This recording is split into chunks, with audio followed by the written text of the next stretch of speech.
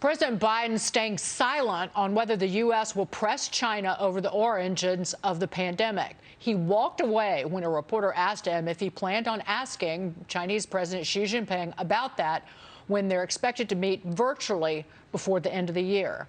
Joining me now is California Congressman Mike Garcia. He's also a member of the Appropriations Committee and co-chair of the China Task Force. Why can't the president, Congressman, simply respond to that question? Well, it's because he doesn't have the answers, and he frankly doesn't have the backbone to actually confront China at the levels that we need to be right now. All eyes should be on China right now, and he's turning his back on the problem. China represents an existential problem, and fundamentally the issue we have right now is that neither nation fears each other. China doesn't fear us because they know that we don't have the capacity, the resources, and the technologies that they are currently developing and keeping up with them. And we don't fear them because we have a president right now who's not recognizing the existential threat that China represents. And this is what's leading to effectively an asymmetric problem where China is effectively left undeterred, and frankly, after the Olympics next year, is going to pose a real problem not only for us, but also Taiwan and the globe. Should we boycott the Olympics? We should be. We should be boycotting them. There's a number of efforts, and this is what the China Task Force is working on. We've got hundreds of tactics to develop to counter this threat, not just economically, but also militarily, also in all domains like space as well as cyber.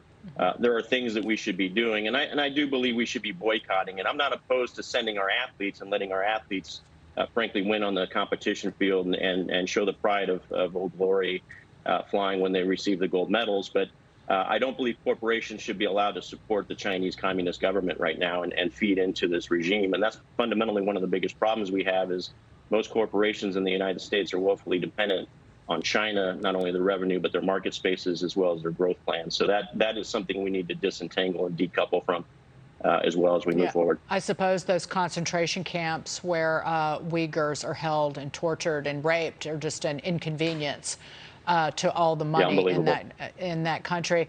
I'm going to bring Joe Concha in here, but Joe, I want to just mention that tensions are rising, obviously. The Chinese military is building these mock-ups resembling U.S. warships for possible target practice. There are new images that show a full-scale outline of a U.S. carrier and missile destroyers at what appear to be a target range complex. Joe Concha, jump in.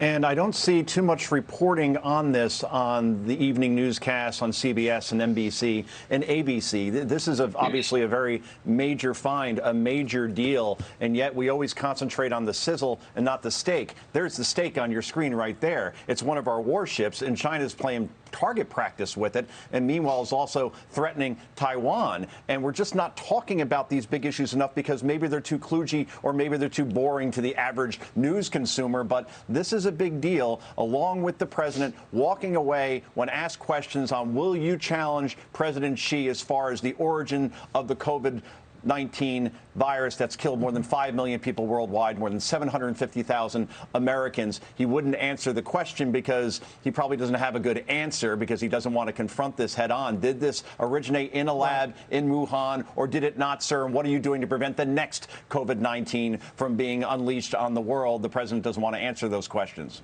Congressman. Yeah, it's appalling to me that you have a president right now and a White House press secretary that says that they welcome stiff competition. This isn't a volleyball match. This is literally a fight for our lives that has a 50 to 75-year arc, and China's looking at the long game. When you see what they're doing, not only building these man-made islands that extend their kinematic range by 500 to 800 miles, but also testing hypersonic weapons, building missiles that go Mach 25 with a range that touches the continental United States.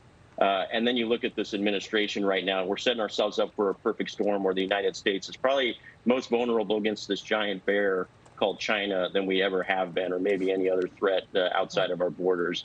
If Americans will Google the DF-41 system, this is a Mach 25 intercontinental ballistic missile that is designed to take out Americans on our soil. This is what keeps me up at night. The DF-21D variant is the missile that's used to kill aircraft carriers. These are very real threats. China is getting a lead, and we need to take them seriously. Congressman Mike Garcia, thank you so much for being here this morning.